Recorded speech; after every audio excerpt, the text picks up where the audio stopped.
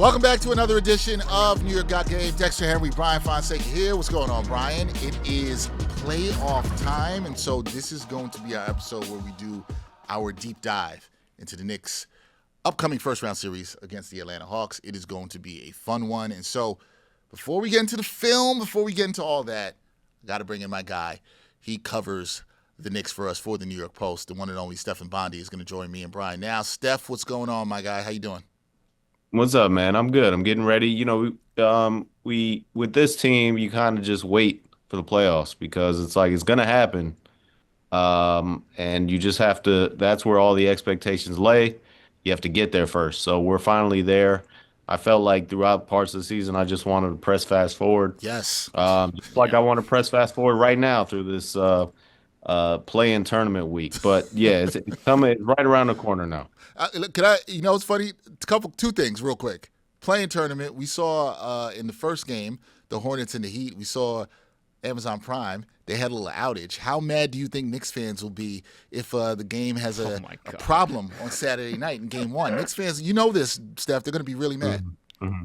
Yeah, of course. I mean, listen, if all of a sudden Dante DiVincenzo's hitting that first, that shot that he hit in the Garden against the Philadelphia 76ers and it blacks out. I mean, can you imagine the uproar? And goes back to kind of what Mike Breen was saying during the telecast. Mm-hmm. And I wrote about it when I did the profile on Howie Singer.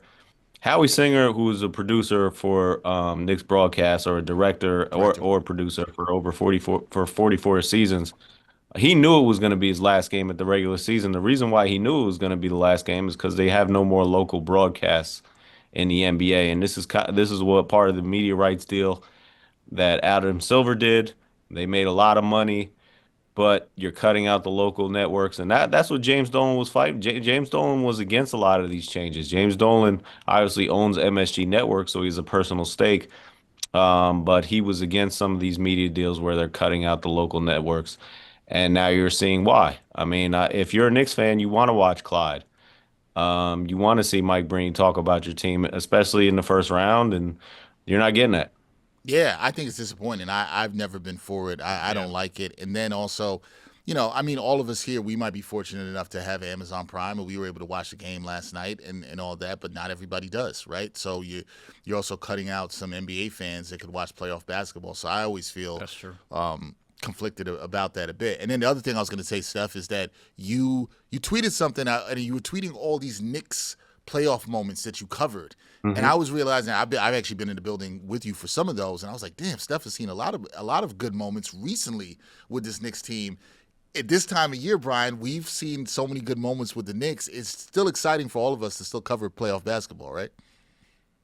Yeah, I mean, for a long time, we didn't get any of those moments. Right. Right. The last 6 years, we've got a lot. And a lot of it is because the way the Knicks are constructed and the idea that Jalen Brunson is Captain Clutch, these games are going to come down to the wire. They play slow in the playoffs. The scores are going to be close. So, yeah, I mean, we've seen some thrillers in the last 6 years. I made that list. It was top six, and I didn't even get one moment in there from the 2023 run where they beat the Cavaliers and then they lost to the Heat. Right. Just because there wasn't, there was so many other moments from the other series that I just couldn't even get that one in. So, yeah, that kind of speaks to what we've been watching over the last 6 years. Yeah, when you made that list, that made me think about how fortunate we have been to see some of that, and hopefully Knicks fans don't take that for granted. But let's start here, Steph. Big picture in the series. Knicks versus Hawks. Now, before Sunday, and I remember talking to Brian about this, maybe this was not the matchup that we all expected. We thought the Knicks were going to play the Raptors, and then Orlando did what they did. That's another story for another day. Thank God. When you look, although I do think this is the more interesting matchup. Yeah, I did not want any part of Knicks Raptors. It would have been boring, and it would have been 4 games. I agree. But when you look at this matchup with the Hawks, is this maybe a more dangerous matchup, do you think, for the Knicks than people would expect, or maybe a more dangerous 3-6 matchup than you normally would get? What do you make of this matchup between the Knicks and the Hawks in terms of how dangerous of an opponent the Hawks can be for the Knicks? Well, it's certainly more dangerous than the Raptors because the Raptors, as Brian said, would have been over very quickly. This is more of an unknown. it's possible the Knicks come out and just bludgeon the Hawks from the very beginning, Hmm. and then it becomes a sweep just because we don't know how the Hawks are going to react to the moment. We don't know how they're going to react to the crowded MSG. We don't know how they're going to react to the pressure. They're very young. So yeah, there's a world where they just overwhelm them, but there's also a world where these guys are like, yeah, we're built like that. And we are going to be the Detroit Pistons of last year, where we're young and we're feisty and we're hungry and we're going to take the fight to you. So it could go different ways. There's an unknown factor with the Atlanta Hawks that I think scares Knicks fans right now and gives me pause to say, well, this is going to be an easy series for the Knicks. Because quite frankly, I don't know how a lot of these players are going to react to this moment. I mean, a guy like Dyson Daniels, he didn't even play in college, right? He played in the Australian League or Australian, something. yeah. Yeah. So like, how's he going to react to a playoff atmosphere in America in the NBA? I have no idea. It's not like this guy played in the NCAA tournament, so there's just a lot of unknowns, and I'm very interested to see how the Hawks are going to come out in Game One. I am too. Also interested to see how the Knicks come out in Game One. But this is a Hawks team, Steph, that has obviously they changed their teams. Much different than the first time you saw them in late December. I know they played twice in late December, or late December and then early January. The first time we saw them, that was a team that had Trae Young on it. Then they don't have Trae Young on it, and they played very well down the stretch. Even though they beat up on some bad competition, when you look at this and you look at this Hawks team, what have you seen from them that specifically would concern you if you're the Knicks preparing for this matchup?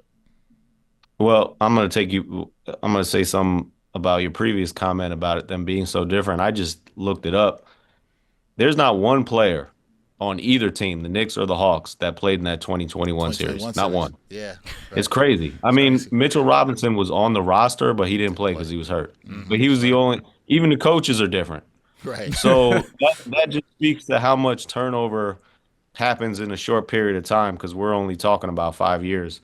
Um, but yeah, I mean, what do I make of this Hawks team? They're young, they're athletic, they're fast, they can get hot, and I'm talking about Nikhil Alexander Walker. I always screw up his name. I screw up the Walker and the Alexander, but I think I got it right that time. You got it. And you know, I like Jalen Johnson, but my concern with Jalen Johnson is he's not that number one. And they think that, and they're treating him as if he's that number one, like he's that Cade Cunningham sometimes. He doesn't have the ball in his hands as much, so that's a little bit of a difference. But if I'm gonna say who is the best player on the Atlanta Hawks, everybody automatically says Jalen Johnson. I'm not so convinced of that. I think it's more of an open idea about who can be the best player on that team. And when there is that question, it leads to other questions in the playoffs about the hierarchy, about who gets the ball when it really matters. And I think that can be something that hurts the Hawks. So it's just interesting to see Yeah. how the Hawks, who the best player is. Yeah, Steph. One to the Dyson Daniels point, I just want to point out he did play in the Olympics. Didn't play in the NCAA tournament, but he did play All right. in the Olympics with the Australian national team in 2024 when they went to the knockout stage. He played all right. Didn't play well against Okay. Serbia. Yeah, that is a pressurized moment. So you're Yeah. right. That He, it does apply. and it was a pretty good team. Other thing is, I feel like one of the areas that I'm watching a little more specifically is the size matchups because it feels like the Knicks have an advantage in the front court, potentially a big one, but the Hawks will have an advantage with some of the wings and guards because they have a lot of them. Dyson Daniels, who we just mentioned, but also Nikhil Alexander Walker is not small. He's also probably going to win Most Improved Player because of how well he's played. And even down the stretch, he was like 52% from the field after the All-Star break, 46% from three. And you also have like Jonathan Kuminga, who's a wild card coming off the bench, who did have some moments in the playoffs last year when the Warriors were shorthanded. So how do you see those matchups going, particularly with the wings? Because I feel like the bigs are pretty straightforward. Like we know what Cat should do. We know what Karl-Anthony Towns should do. And Mitchell Robinson should do. But with the Atlanta Hawks and their wing rotation, like how do you think that could affect the Knicks? Yeah, I mean, I think that could certainly affect them. The Knicks are going to counter with their own wings, and they do have two strong wings defensively, especially OG Anunoby, and then you also throw Mikal Bridges in the mix. Um, I s- I do want to look at the big matchup right now because I Mm. think that that is the huge advantage for the Knicks, and you mentioned it, and I think that. the idea that Jock Landale is not going to play, and we don't know, maybe he comes back. The Hawks really don't have an answer for Karl-Anthony Towns or Mitchell Robinson, but especially if you throw Karl-Anthony Towns in the two-man game, who is going to guard Karl-Anthony Towns? That is what I'm looking at because they put a Kongwu on him in April. I think they played April Fool's Day, and it was a disaster for Atlanta Yeah. because they just did the two-man game and the pick and rolls with Jalen Brunson and Karl-Anthony Towns, and Okongwu just wasn't big enough to really, impose himself on the situation. He couldn't guard Jalen when they switched. It became such a big advantage for the Knicks that the Hawks have to adjust. They can't put a Kongwu back on Karl-Anthony Towns. And if Jay Landale isn't going to play, I mean, what is your answer? I'm looking up and down that roster. Who are they going to throw on Karl-Anthony Towns? You could throw another small on him. Obviously, he's had trouble with that in the past. I mean, the Pistons put Tobias Harris on him. The Celtics even put Drew Holiday on him. So that option is there. I just don't know who it is because to me, if I'm the Hawks, I can't put a Kongwu back on a Karl-Anthony Towns just about because of how bad that looked not too long ago, just a couple weeks ago. Yeah, so I think what they'll try to do and what teams have tried to get away with, obviously, is if they can put a guard on Karl-Anthony Towns, they will, as you just mentioned, with Drew Holiday being one example. But then you also have, okay, if it's not Okongwu, Atlanta doesn't have a lot of options. Like, are you going to throw Jalen Johnson in that matchup when he has to do so much offensively and be your hub? Like, I know we have questions about whether or not he's their best player, but he's at a bare minimum, he's their hub. And then on top of that, you go down the roster, Mo Gay doesn't play a ton, and he's also not very big either. So I think they're going to try to get away with, like, they might even try Dyson Daniels in spurts because they know regardless they're going to throw length on Jalen Brunson anyway and try to slow him down. But to me, Steph, and I want to know where you're at with this has to be a cat series. Yes. Not even from the standpoint of he has to score 30 points a game or whatever, but he just has to make good plays, not turn the ball over and make things happen. Like, even if he's getting 22 points, but you're seeing the assists tick up to 4 or 5 consistently, I just think he needs to be really good in this series because he's going to have so many opportunities to take advantage of it. Yeah, and get him involved. I mean, even if you're not getting him the ball all the time, because we know he can pass. Get him involved. Get him in the high screens. Let him do his thing. Because, like you said, I don't see the answer there. I don't see the defensive answer there. Because you could use Dyson Daniels on him, and is Dyson Daniels really strong enough? I mean, when we're talking about the two players I was talking about, Tobias Harris and Drew Holiday, those are strong players. Yeah. I don't think Jalen Johnson is strong enough. I don't think maybe Dyson Daniel, I don't know. But I just don't. They have to get Cat involved because I don't see an answer that the Hawks have for him. And he's such a dynamic playmaker. I'm talking about Cat. He's a smart offensive player that if you get him involved in a series like this where the other team doesn't quite have an answer, I think that's a very lucrative option for the Knicks, and they should take advantage as much as possible. Steph, one of my concerns with the Knicks, I guess in this series, we're going to talk about this more in this episode later, is defensively, how are they going to guard the three? We know the Knicks have struggled with that at times this year, and this Atlanta team can get threes up. They've done it in the games they've played against them this season. Is that your biggest concern, or do you have another big concern in terms of defense and how they can stop what Atlanta will try to do offensively? Yeah, I mean, this has been an Achilles heel for the Knicks, the three-point defense forever. And we saw it in the last matchup in April, April 1st, where Nickeil Alexander-Walker just went off, and they had no answer. And, it's a make-or-miss league. So if the Hawks are hitting this is where they're dangerous. If they're hitting those three-point shots, they could beat the Knicks. I think the reason why the Knicks were so successful against the Boston Celtics, for instance, in the playoffs last year is because Celtics were missing everything. And so, but if you're setting yourself up defensively where you're going to be giving up a lot of threes, some too many open look threes, then you're leaving yourself susceptible to a player getting hot, and that can be a problem. So yeah, I do think that's a potential issue that the Knicks are facing for this series. We have also talked a lot this season about the Knicks getting off to good starts in games, right? And you've been in the press conferences. We've asked Mike Brown about it. He's talked about it. The team was a little bit better at that towards the end of the year. But it's also imperative to always get off to a good start in the series, right, Steph? Game one, Saturday night at the Garden, 6 p.m. tip. Hopefully no blackouts on Prime Video. How important is it that the Knicks really set the tone? And by that I mean show Atlanta that they are not messing around, that they are not here to play with their food, and that this could be a real quick series if they take care of business. How important is it for it to come out with a statement in Game 1, would you say? Yeah, I mean, it when you're dealing with, like we said before, an inexperienced team, I think I read like 99% sure that the Hawks during their last practice, not today, yesterday, they were playing the organist from MSG at their practice. They were trying to simulate what the atmosphere was going to be like at Madison Square Garden. And I'm going to tell you right now, you can't simulate that. Word. Like like you could bump as much music as you want. You you throw these young players in an atmosphere like Madison Square Garden, game 1 of the playoffs.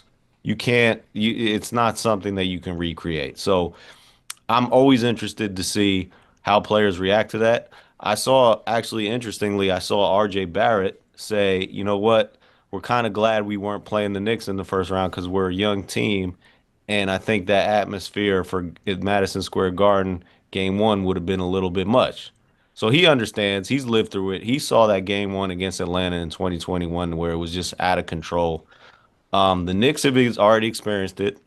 They know what they're about to see. The Hawks have not. So we'll see how both teams respond. But if the Knicks can just say, all right, you guys are shook right now, I'm going to put my foot on your throat, and that's the end of that. Yeah, that would be a good way to start this series. It would. Absolutely. Steph, and maybe if you want, you could pick one from each team, but who do you think is the biggest wild card in this series? Like, if this is going the Knicks' way or if this is going the Hawks' way, like, who is the guy that's really coming through beyond, like, the big names in this series that we've talked about already?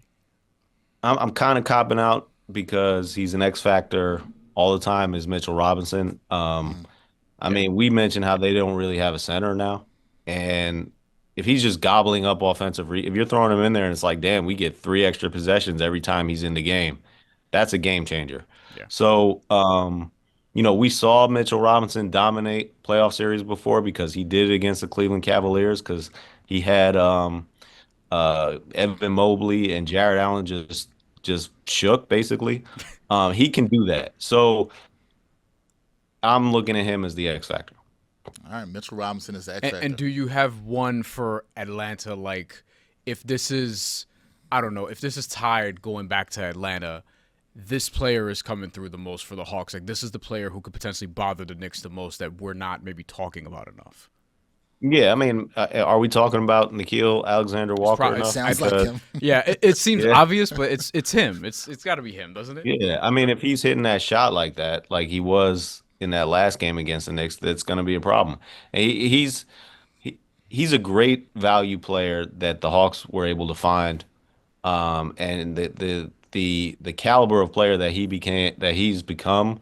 On top of that, he's experienced. We talk about the lack of experience. He's actually experienced these playoff atmospheres. He knows what's this about. I think he can be an X factor and an equalizer for the Hawks. Yeah, I would agree. I feel like he's the guy for them. Last thing for me, Steph, I guess, okay, when you stack up everything, we look at the players, we look at coaching, all the matchups, the talent on both sides. Who do you have in this series? Who do you have coming out on top, and ultimately, what do you think is going to decide this series? I pick it, and I'm sticking with it. Knicks in 6. I've looked around, and I see that's a very popular opinion. But I did that before it became very popular. I think that it could. But listen, I could be wrong. It could be Knicks in 4. A lot depends on what I see in game 1 and how the Hawks are going to react because they are like we started this broadcast. They're an unknown. I don't know how the Hawks are going to react. I know this. I know they ended the season on a tremendous streak. Now they beat up on a lot of bad teams, but they were playing really well towards the end of the season. They had a lot of confidence. They had a chance to avoid the Knicks if they played their starters against the Miami Heat in the regular season finale, and they said, "Nah, we're good. We'll see what happens." And they ended up drawing the Knicks. So they're acting like they're not afraid. I want to see how they react in game 1 at the Garden. I can't wait to see game 1 in the Garden Saturday night, 6 p.m. Stefan Bondy will be there in the building covering it. Steph, man, I like the prediction. I'm going Knicks in 5, but I like Knicks in 6. We will see you soon. We'll have more to talk about, but thanks for joining us on New York Got Game. Appreciate you, man. All right, man. All right, now what we're going to do is we're going to break down some film, Brian. I know this is your favorite part of of what we do. Part of what we do. It's part of it. We're going to break down some film because I think there are some necessary things to look at when it comes to looking at this Hawks and Knicks series. And so Brian and I, we talked about this before we decided to record this episode. We're like, what are the things that we could look at that are interesting to look at for this series, right?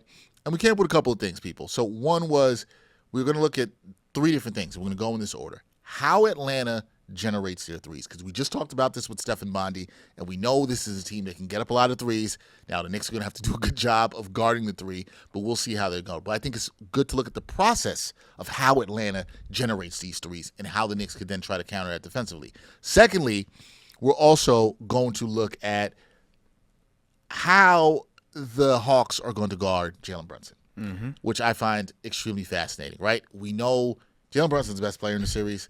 He is the best closer in the series.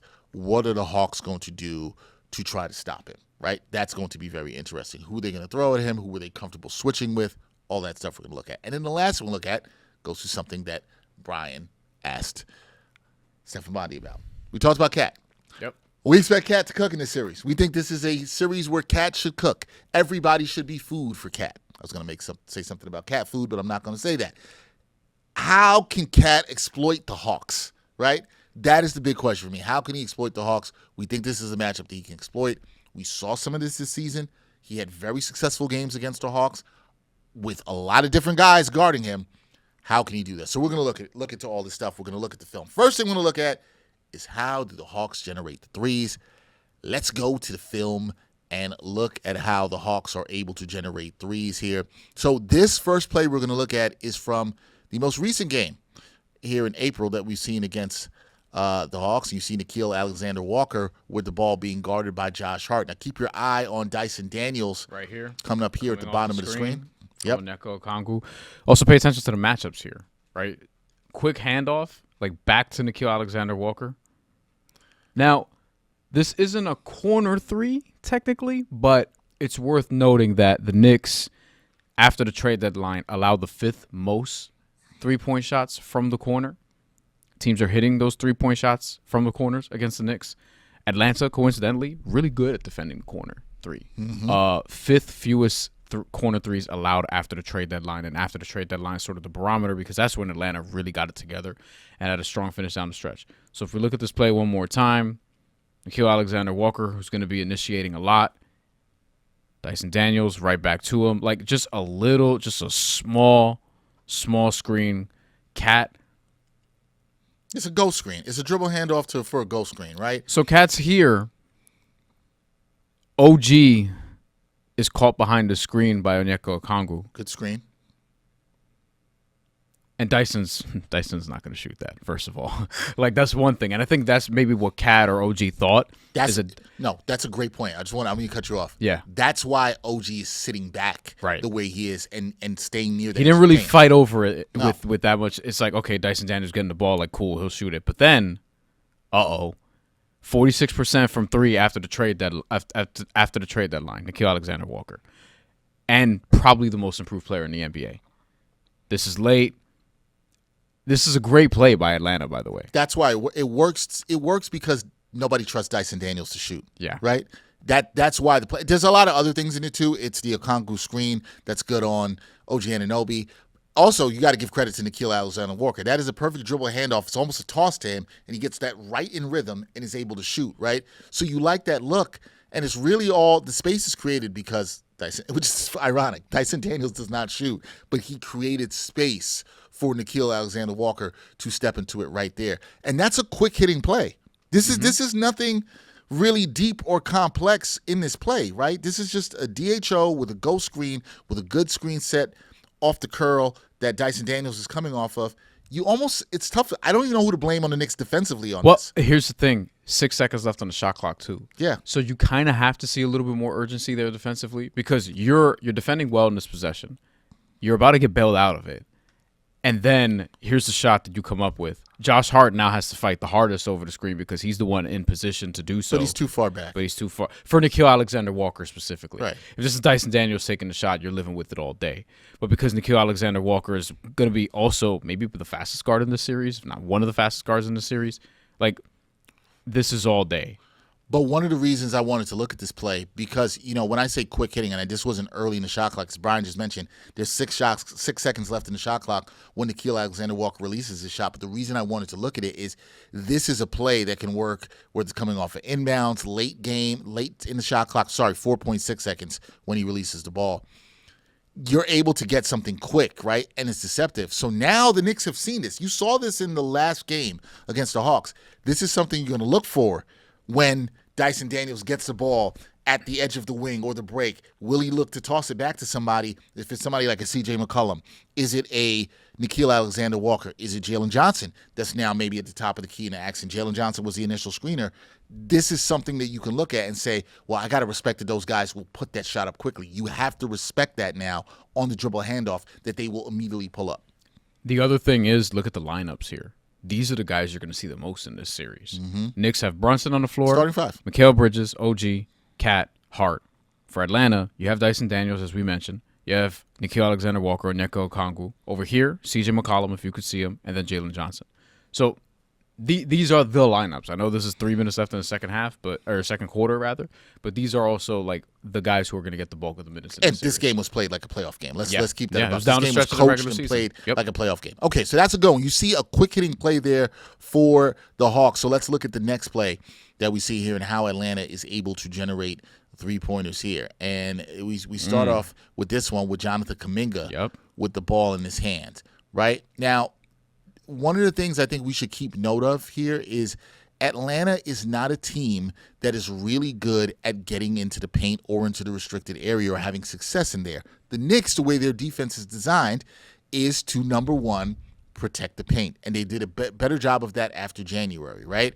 However, we know what the Knicks' flaw has been all season long, and that is guarding threes. So I have numbers for you on that. It almost makes you think, though, right, Brian? If you're the Knicks, you know you want to protect the paint, but this is not a team that's really going to kill you inside.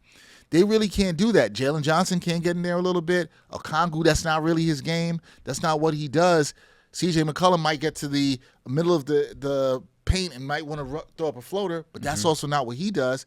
So you know this team might try to use getting into the paint as deception to then get the ball back outside. So watch this play here with Jonathan Kuminga. Nice All spin. right, touch. That's what Mike Brown would call a spray.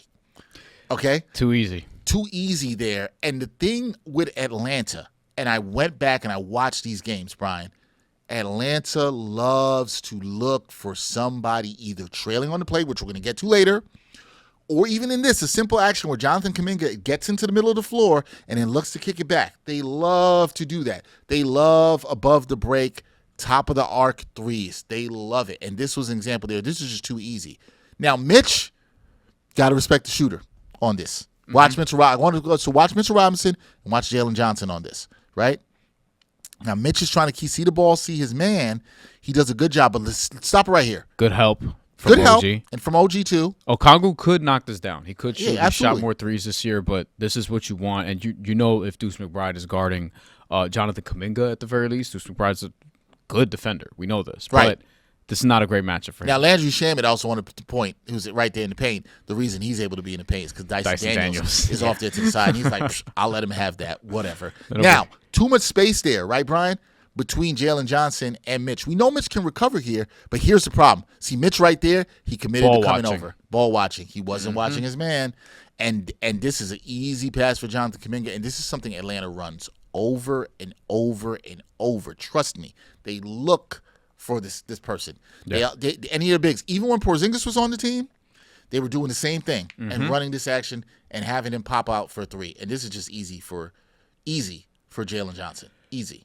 Knicks take the 7th fewest above the break three since the deadline. They also don't allow a ton. They allow the 10th fewest, but this is a shot, to your point, that Atlanta wants. They want the shot. And they have a great percentage on above the break threes, fourth best in the NBA after the trade deadline. And this is what you're going to see a lot of. This is Jalen Johnson, by the way, who's their best all-around player who can shoot. So one of the things that you're going to do to attack Mitchell Robinson, if he's out on the floor, one of the only ways you could attack him, and by the way, I just want to point out veteran leadership, because he's going to be so important in this series. Look at C.J. McCollum. He's pointing. He's pointing. That's where the ball should go. He's pointing at Jonathan Kuminga here before Jonathan Kuminga is like fully made his move. And by the way, there's like 15 seconds, 16 seconds left on the shot clock. He's already pointing at Jalen Johnson. Like, he sees the play develop as Dyson Daniels was calling for it, but Jonathan Kuminga's like, listen, we're not going to do that. But that's also why McCollum is pointing there, because he's like, if the play goes to Dyson Daniels, that's advantage Knicks defense. Because the play almost dies. Mitchell Robinson is also right there. Yep. And now Mitchell Robinson gets to play safety in that area.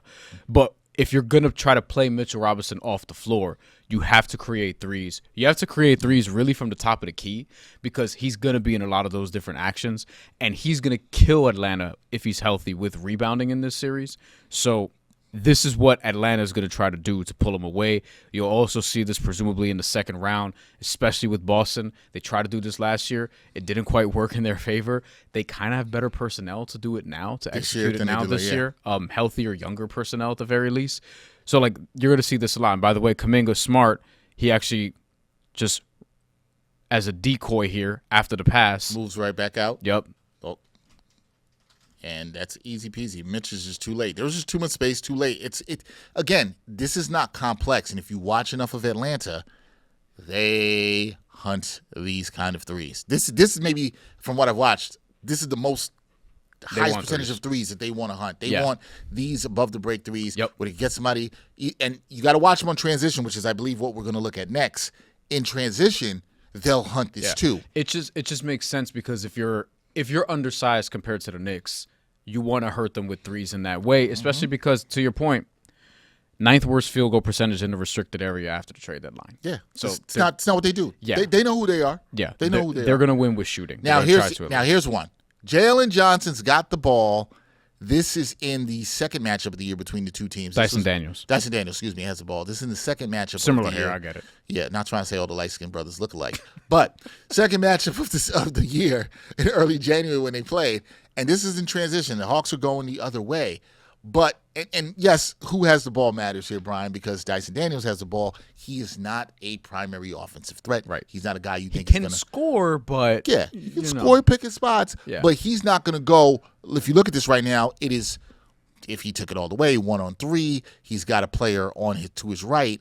He's more inclined to give this up. But it's about who he gives it up to, right? Which is what you want to look at here. And so Dyson Daniels with the ball, let's take a look at what kind of three is generated here. Now, not a lot of space. Oh, I'm looking back. Who am I looking back for?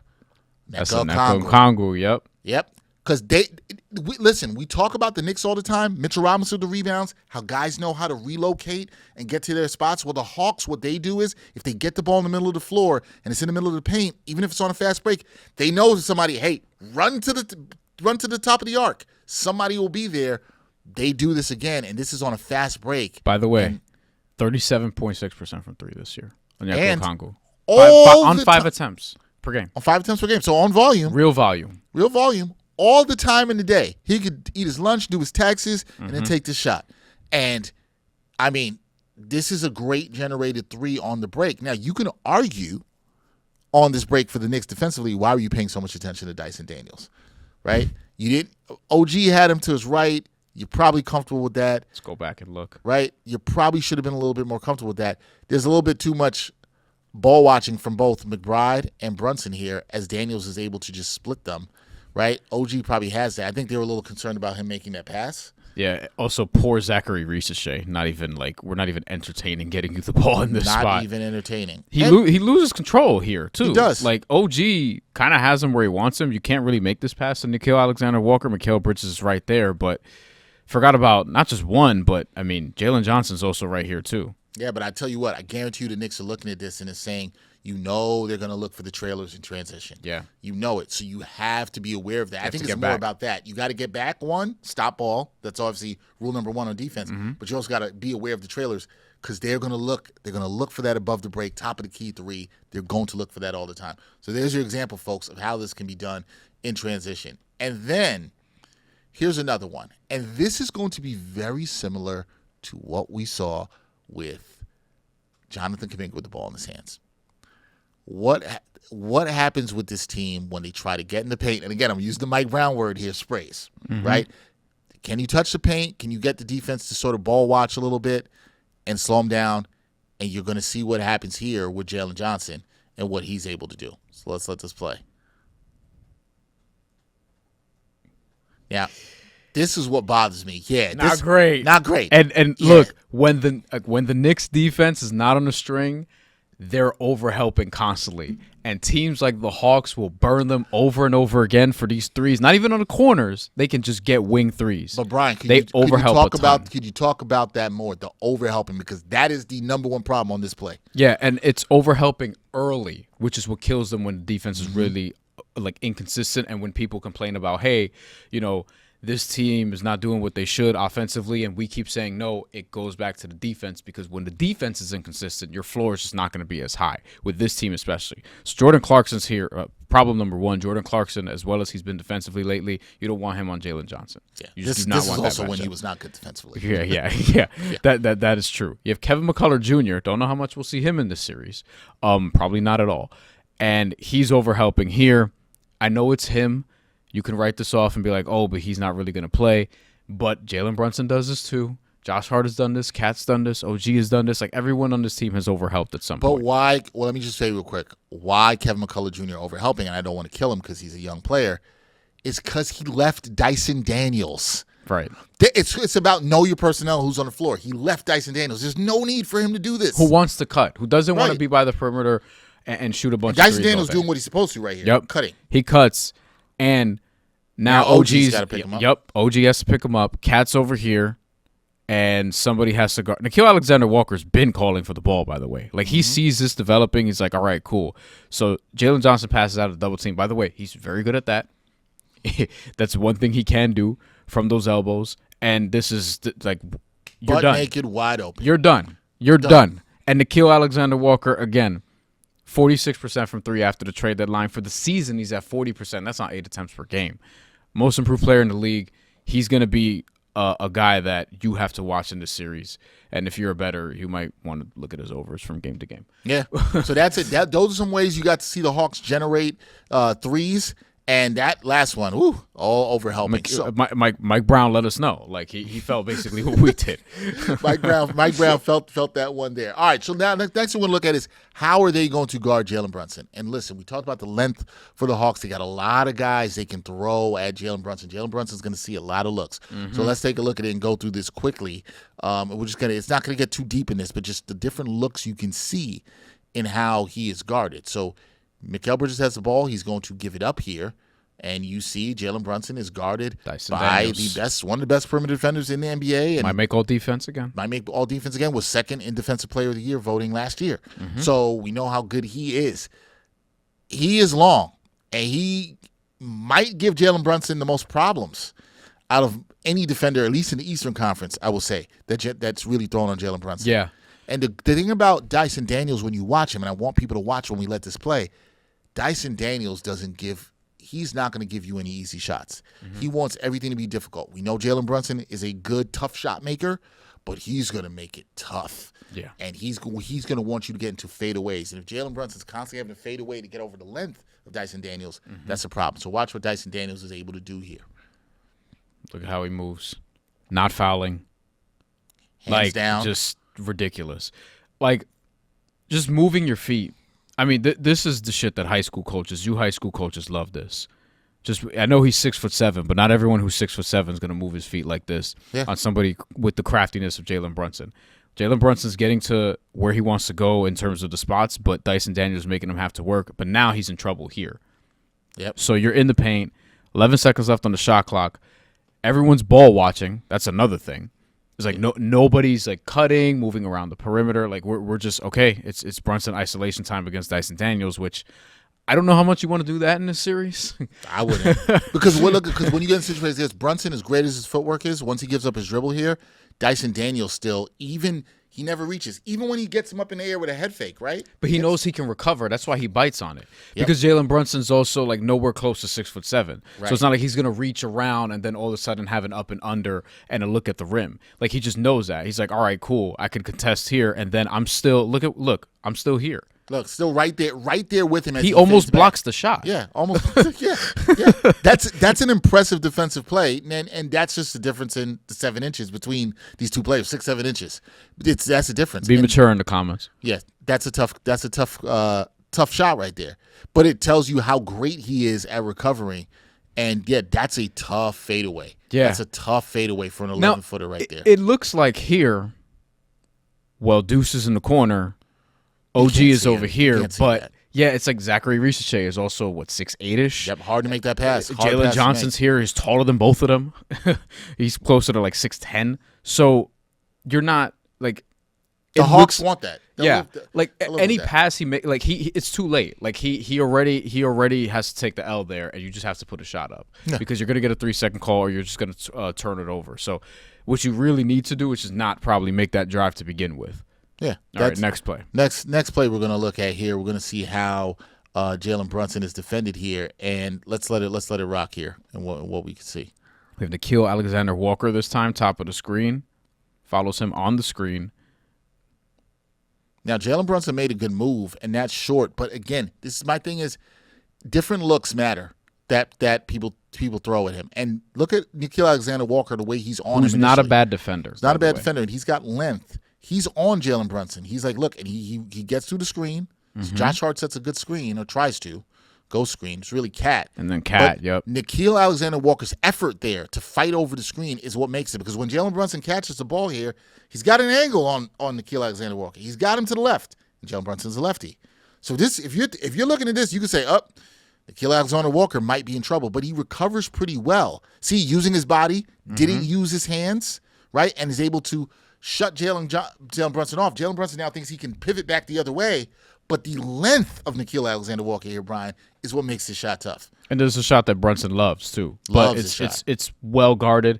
Now this is late, and Brunson could make this shot. Sure. But he does make him work a ton for this. 10 seconds almost, or 12 seconds left on the shot clock rather. And at this point, probably your best option on this possession. So it's not even. It's a much better shot for Jalen Brunson than the last play, but still well defended. And it really highlights, like, Atlanta, again, as we talked about with Stefan Bondy just now, they're going to have a lot of guys that they can throw at Jalen Brunson in the series, which is why I think, while he can get his points still, how efficient is he going to be is one question.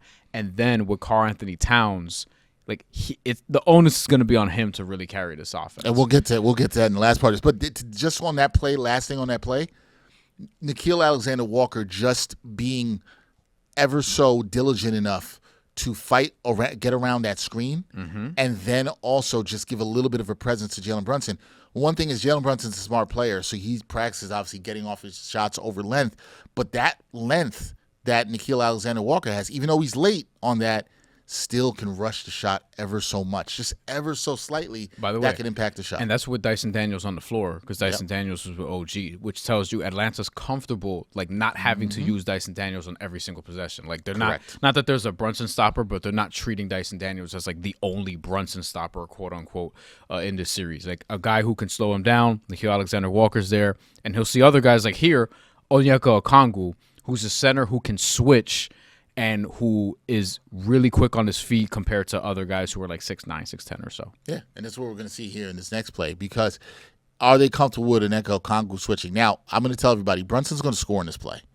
But what you should look for is, okay, was that an easy score? Did he make him work? And Onyeka Okongwu, who moves his feet very well at 6'8", can make Brunson work. And it's just, Atlanta will take wins if you have to get Brunson into a situation where the shot's a little bit more difficult than he normally would take, that he sees a different level of physicality combined with the length going against him. Now, this is from the most recent matchup, and I thought it was interesting in this because I thought Okongwu holds his own pretty much on this play. So let's let this go through. Brunson has 7 seconds left on the shot clock also. Now, listen, if you're the Knicks, I just want to say this too. 7 seconds on the shot clock. I have Onyeka Okongwu on Jalen Brunson at the top of the key. I would say, Brunson, go to work. You got to go to work here. I would do that. And this was the right decision for the Knicks offensively. Yeah. But you know what? It's even a problem. Look at how C.J. McCollum and Nickeil Alexander-Walker also have their eyes on Brunson too. They know it's Brunson time here. Let's see what Brunson can do. Look at Okongwu moving his feet, not fouling. I mean, that's just a ridiculous shot. Ridiculous. But it's a difficult shot. This is well defended by a center. And I don't love, like, if I'm getting this switch with Brunson on Okongwu, I'm not going to attack it every single time, because if I'm looking around on the floor here, Mikal Bridges is in the corner. You're not hitting this pass because of where Nickeil Alexander-Walker is.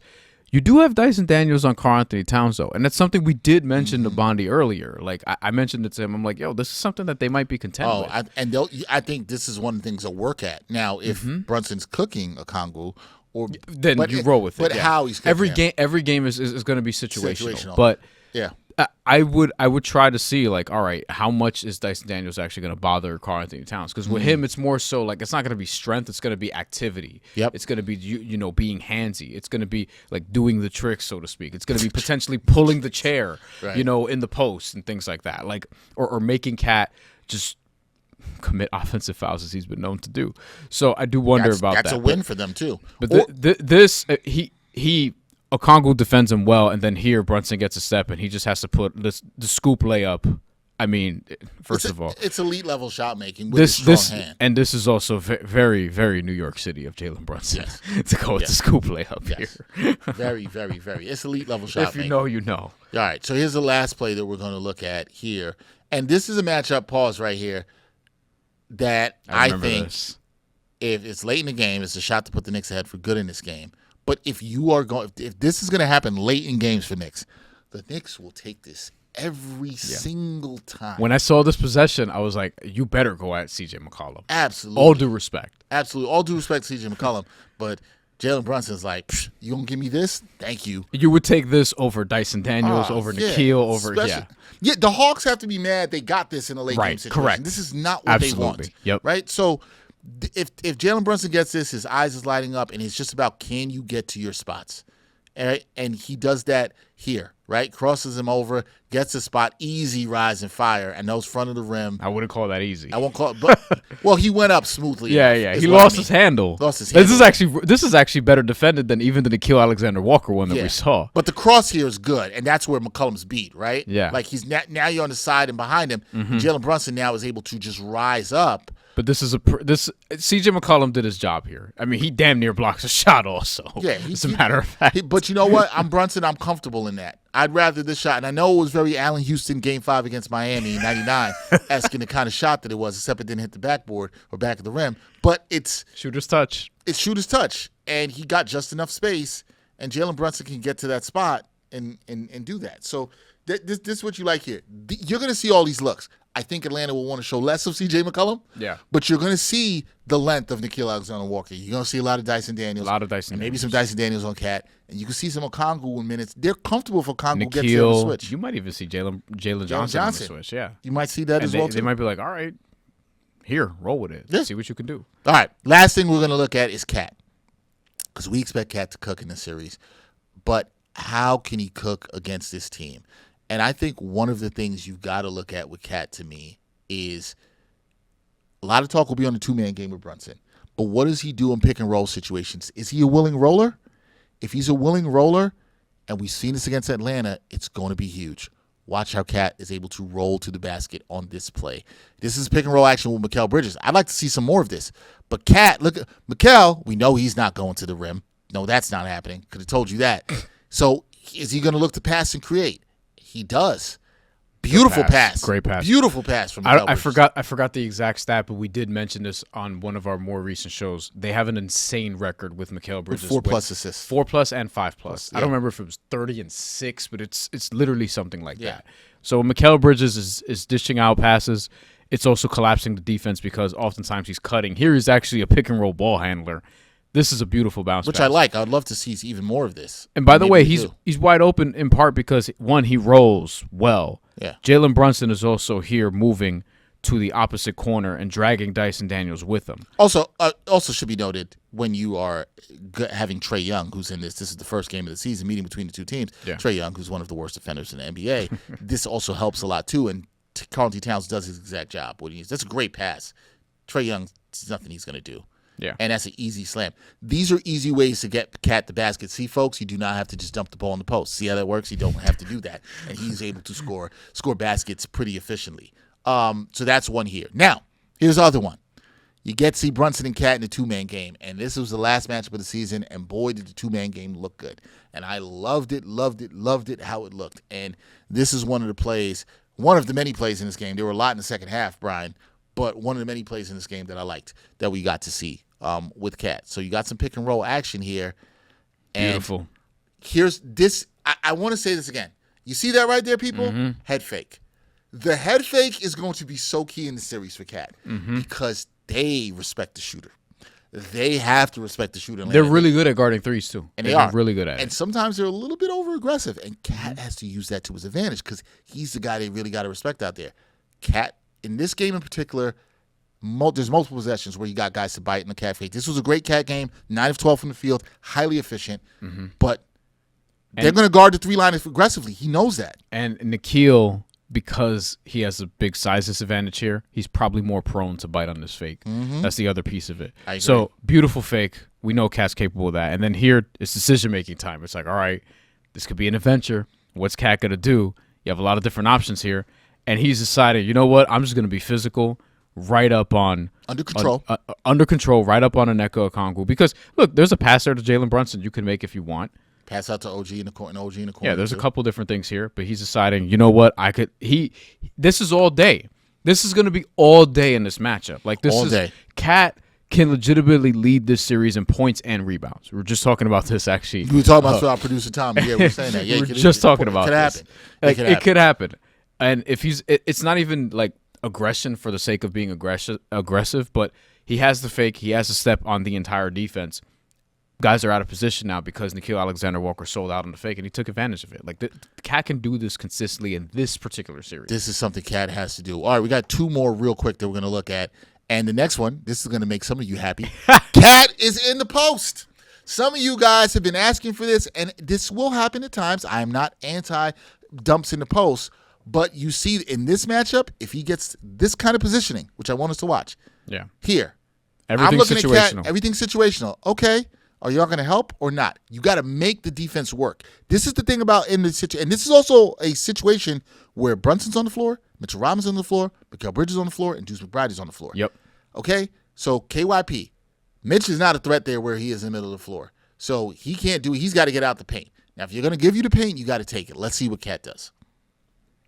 On Jonathan Kuminga, by the way. Yeah. It's worth noting. This is supposed to be, as Shaq would say, barbecue chicken. You got to cook. You got to cook here in the paint. Yes. You got to. This is definitely a mismatch here. Okay. So, I mean. Come on. Yeah. Come on. Like, what? You're just moving furniture here. Move furniture. and listen, move furniture. You have the height. You've got the weight advantage. This is not that deep. So look at where he starts. Look at where he starts. He's here.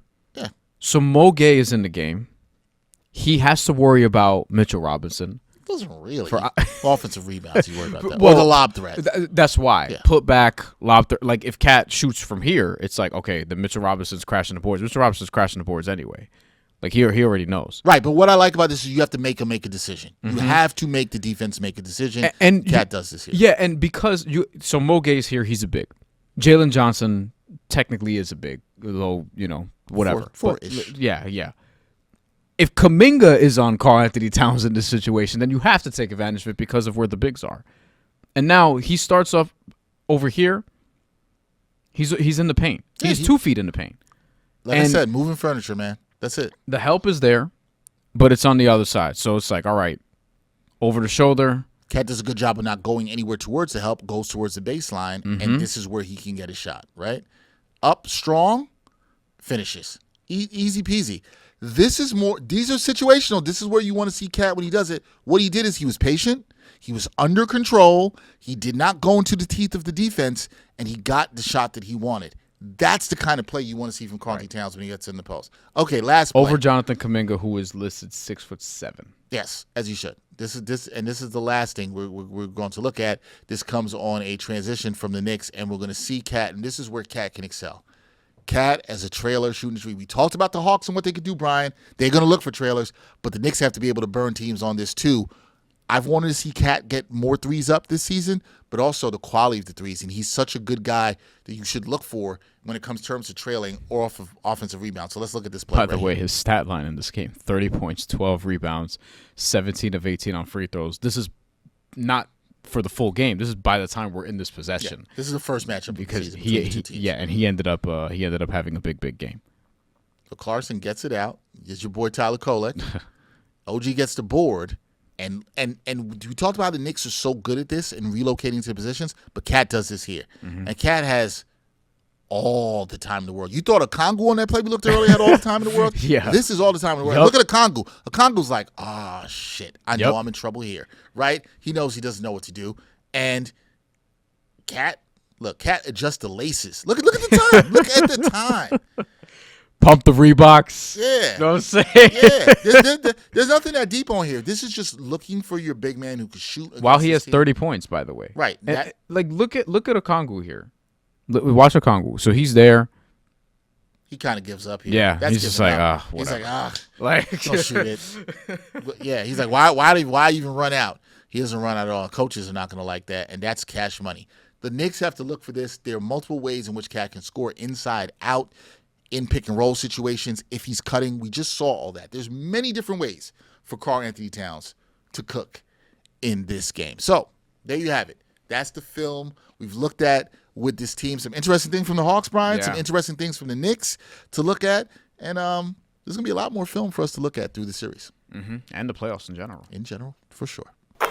All right, before we get out of here, we are going to look at some minutes. Last year, not last year, but the start of the season, we were the minutes police for the team. Year. It's technically last. It was last year, you're right? It was in 2025. Yeah, you're not wrong. Feels like yesterday, though. Feels like yesterday. But at the start of the season, before the start of the season, Brian and I, we went through and tried to give you guys a look at what we thought the rotation should look like minutes-wise. Now, ours were very different from the previous coach, and Mike Brown, very different from the previous coach, too, because the minutes were down this year for the starters. And we saw minutes for more guys on the bench. There was more minutes malleability. We had that. Is what we'll say. We did have so that. What we're going to do here is we are going to look at how we think the minutes should be distributed for the Knicks in this series against the Atlanta Hawks, right? Fair enough for us to do that. So let's look at it. We're going to start with the captain, Jalen Brunson, at the point guard position. You see right there, guys, Jalen Brunson with 38 minutes of playing time. I don't think we'd like Jalen Brunson to play 38 minutes. But Tom Thibodeau might have. But it's the playoffs. It's the playoffs. So how many minutes would you want to play Jalen Brunson? He was at 38 last year, 40 against the Pistons, 38 against Boston. Per game. Per game. Yes. And 35 against the Pacers. I think the floor is 36. I think for now, let's put it at 36. All right. Dropping down to 36. I'd like it better if it was at 35. But let's do 35. Let's do 35. Let's go 35. The malleability of Mike Brown could make this worthwhile. Sensitivity on this app doesn't want to be nice to me. Oh, that's great. This. It doesn't like me. I think now I know what I need to do. Oh, I said let me go to a higher number and then try to get it. Okay.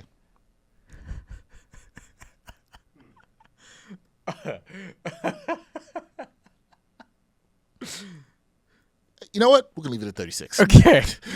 Because that's just it. All right. Whatever. What difference does it make? This is going to be an adventure. You got to do this how many more times? 9? At least. You trying to blame it on me? I'll hand the iPad to you. You can take it. I have fat fingers, too. So Okay. I can't. Fair enough. Not going to be helpful there. Mikal Bridges. I have a good touch, though, but you know. I thought I had good touch. Not for the touchscreen. Mikal Bridges, 39 per game last year in the playoffs. Tied for the most with OG Anunoby, who we'll also talk about. But we've seen him get benched. Mm-hmm. We've seen him, and this is not a layup matchup for him either, because we've talked about size they could throw on Brunson. They have wings. Some tough coverage for him. Let's do 30. Let's leave it at 35 for now. Let's leave it at 35 for now. Okay, I'm fine with that. But OG, I think 37, 38. I mean, he's the guy who's always going to lead in minutes because the best two-way player. Mm-hmm. The best two-way player, your second most valuable player, and sometimes your most valuable player because of what he does defensively. So 37, 38, we're good. I'm leaving at 37. Yeah, let's do that. Okay. Josh Hart. I know some people will be like, "Oh, Josh Hart should be the small forward or whatever." Like you guys know, like basketball's become more positionless. You know how this team's gonna play. Whatever. Yeah. It's not gonna be 30, is it? Like it'll be a little bit higher, I but think he was right around 31 for the season. So you would think that goes up a little bit, but it also depends. Like here's the thing with Mike Brown, less predictable than Tom Thibodeau. On a night to night, like he'll fill the game out. Like Josh Hart, in game 3, he might just hurt his shoulder, leave for 8 minutes. So like, much of this with Josh. I remember this was one of our strongest debates before the season. Yeah, and we were like, ideally, you'd love to play Josh Hart during the season, 25 to 27 minutes. Yeah, I remember. You remember they started doing that, and they started doing it, and then but then he came into starting lineup and started playing good, which actually means he probably will be around 33, 34. So. If it was me in my perfect world, 32 is where I want to keep it. Remember, it's the playoffs, too, so we might be low on all of these right now. Now, I also would like to say so much of this for Josh Hart comes down to why I think he's the biggest X factor for the Knicks. It's going to be in most of these series. Yeah. And it's going to be about, is he going to be decisive? 35.7 last year in the playoffs with tips. How decisive is he going to be in terms of making decisions, whether attack and when to shoot? If he plays like he did in the last game the Knicks played against Boston, then I think there's a lot of games you'll see 34, 35 minutes. I think this series. Wait, are we now? To be clear, we're doing what we think it should be, or what we think Mike Brown's going to do. What I think it should be. Oh, then I would just leave it at 30. I'm inclined to agree with that, though. I would leave it at 30 because and I would probably lower McHale. No disrespect, but like we'll just leave it for now. We can just leave it for now. Oh, 35 is too high. For Mikhail? Let's leave it for now. But I just I'm fine with these minutes. If you're telling me OG's getting 37, Mikhail's getting 35. I think we're gonna let's leave it for now because we're gonna go to the bench and the bench is gonna make us adjust. Cat's right where he should be, I think. For a playoff game, you can't play him 38, 40 minutes. No, 35 minutes is fine. 35 minutes. In this matchup, I want him playing 35 minutes. He averaged 35 for the playoffs last year. Yeah. And you saw some of what came with that. I think but that's perfectly in fine this series, he should be 34, 35. Yeah, right around there. Okay. This is a big one. People can see at the top. We do not have minutes left here. But well, Jose, you could take out all 10 for Jose, unfortunately. Let's do this right now because as of right now, he's not technically in the rotation. We will see him at some point, but it's not gonna happen now. So yeah, I swapped him with Landry Shamet here for people to see. And Deuce has to go to at least 7. Yeah. Just so we have that. So let's just do this. Does somebody else have minutes? Jordan Clarkson has. Oh, Kolek, give us your minutes, Kolek. Yeah, this is why this is the situation. That's why I'm like, you got to go all the way down. This is also a little bit more aligned in how the rotation will look. Yeah. I'm also going to do this, folks. We are putting Mohamed Diawara ahead of Kolek on this here. Yeah, okay, this is a little bit more aligned. And take those 10 minutes from Tyler. Sorry. What was the dude who's the don't matter. Does not matter. Sorry, everybody in Wisconsin. Yeah, sorry about that. Okay, Mitchell Robinson. This is a series where I think Mitchell Robinson is primed to do some real. If you're the Hawks, it's going to be nasty work. Or for you on the glass. Or if Cat's good enough on his own, maybe you could afford to limit Mitchell Robinson a little bit because you want to get him beyond. You really want him in that second series against Boston. I agree. So you want him here too, but he may be more of a luxury than we're letting on. If he has to perform to a certain level, it means something else has gone wrong. I would agree with that. I also think this is a series where it's like, you'll just keep him at 20 minutes. 20 minutes is good. 18-20 is what I was thinking. Yeah, I'm going to say 20 because I do think you'll see some double big looks, and we saw Mike Brown even try that out at times against him. We just talked in that one clip where we saw him on the floor. He averaged 20.6 last year. I like that. Yeah. And I don't think he was as healthy as he is this year. This thing doesn't like me, and I'm not liking it either. It's just a little too sensitive. 19 to spy. Yeah, but I can't even do that. It won't even let me leave it at 19. Hopefully we edit some of this. So you got to go to like... I'll keep the mistakes. Maybe go to 16 and then bring it up to 20. Like I went to 16. Why is it going to 25? No idea. They really want us to play Mitchell Robinson a lot, huh? They do. So now it's trolling you because you went to 12 and it didn't do anything. I blame Nikolai Jackson, our technical director. 18. You know, we'll leave it at 21. It's going to be what it is. It's gonna be that was what it was. okay. That's fine. Year. It plays 21 minutes. I'm not. But I think we're gonna end up lowering it. Okay. Should have kept it at 18. We'll come back to that. Deuce McBride coming back from injury. Played good in the final game of the season. That was meaningless against Charlotte, but started shooting the ball well. 19 last year in the playoffs, but didn't have the injury scare beforehand. True. So in the games since he's come back, doing this right now on the fly, including the 24 minutes he had against Charlotte, it'd be 17 minutes a game. But if you remove that and you're just using the games he came off the bench, and he will come off the bench, you're looking at 15 minutes a game. So I think 15 to 18 is like the max that we'll probably see him. I probably would keep him at like 15, 16-ish. You need a shooting. You do. You're also trying to be careful. And then also with the guards. And this is where Mikal kind of comes into play. Like if Mikal's getting 35, then Deuce obviously gets hurt by that. Josh Hart, like you have to find minutes for him, but I think 16 is fine. And then also Landry Shamet's a question. Landry Shamet, like he might play more than Deuce. You know why? Because Mike Brown loves him. His on-the-ball defense. He trusts him, too. He's willing to close with him. We've seen this multiple times. Now, I've also seen him being willing. I've seen a game where he closed with Shamet and Jose Alvarado. We'll get to him in a second, or we might not. This is a series where, particularly because of the length of Atlanta, you're going to need these guys that you trust. Shamet, to me, is like, you got to think 15 minutes. So he played 21 minutes against Atlanta last time they played, and he shot twice. He had 1 point, which tells you Mike Brown will play him, even if he's not shooting the ball. I'm going to put him right at the same as Deuce. I'm going to put him at 16. For now, I think both these guys are going to play about that. I put him there. Now, Jordan Clarkson, who's made his way in the rotation, I'm going to tell you this right now. I think his number's perfectly right where I think you give him the final 4 minutes. You give him him the final 4 minutes? You have him at 14. Put him at 14. I kind of think this is off a little bit, though. So Jose will get a shot. I don't think he's gonna like average regular minutes. So I think these are the 9.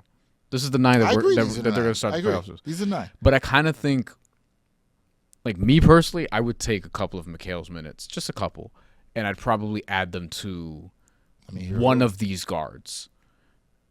Here's why I don't think that's crazy. The reason I don't think that's crazy is you've seen Mike Brown's willingness to do it, particularly with Landry Shamet, to take minutes from Mikal. He's still going to play 33, 32. Like it's not like he's not going to play. He's starting and is still going to. I dropped Mikal to 33. Yeah. So you've got yourself a couple more minutes. Now, I think we're also going to bank that those minutes are likely to go maybe more to Shamet than they are to Deuce. For now.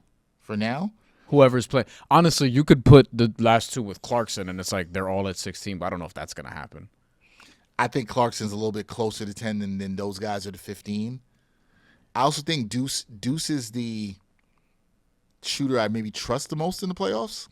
So you might need him out there a little bit more. He would be, if I had to play one more than the rest, I'd play Deuce. It'd be Deuce. So I'm giving Deuce. I trust his floor the most. I'm giving him Clarkson, even on this run that he's had, like this resurgence, he averaged, and which is basically the last month and change, 19 games, about 20 games, 16 minutes.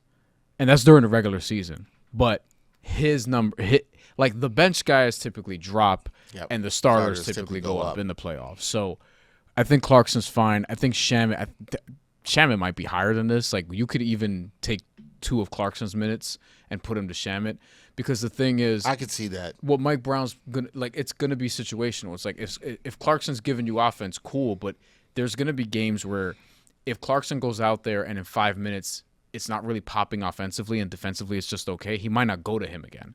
He'll treat him like the way he's treated other guys in the past. Yeah, I think you could see a little bit of that movement there. We might be overestimating how much he plays Clarkson, but there are also going to be games though where Clarkson's got 16 points in 18 minutes, and he might close. I also think Brunson and other guys. I also think there can be games where he looks at it, and let's say one of the guys off the bench gets in a little bit of foul trouble, and let's say Shamet picks up 2 fouls, or something this time.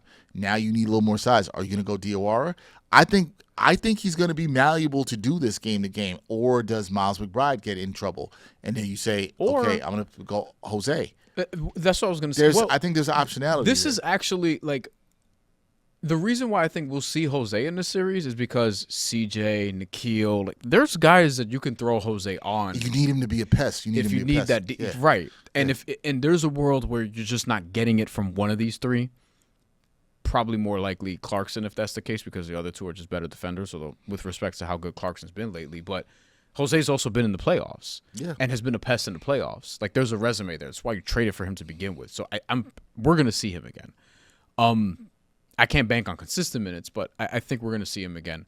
Maybe it's by game 3, game 4, and there's a look. Like Mike Brown's shown willingness, and I think the guys that really need to stay the most ready are Diawara and Jose Alvarado. I agree. Whether we see them, it's going to be situational. It's like, do you need size and creativity, or do you need a backup point guard who's a pest defensively? It's going to be one of those things. I 100% agree. Look, I think this is it. I think these are the minutes in what you're looking at. I don't think it's that deep. I don't have too many qualms. Like if you're playing Jalen Brunson 36, Bridges 33, OG 37, Hard 30. I also don't think you 35. want to mess with the machine anymore.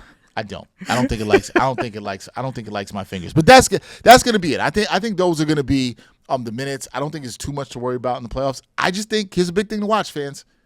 I think that Mike Brown is going to be malleable. Yeah. If he needs to play another guy, which is good, it's a breath of fresh air from last year.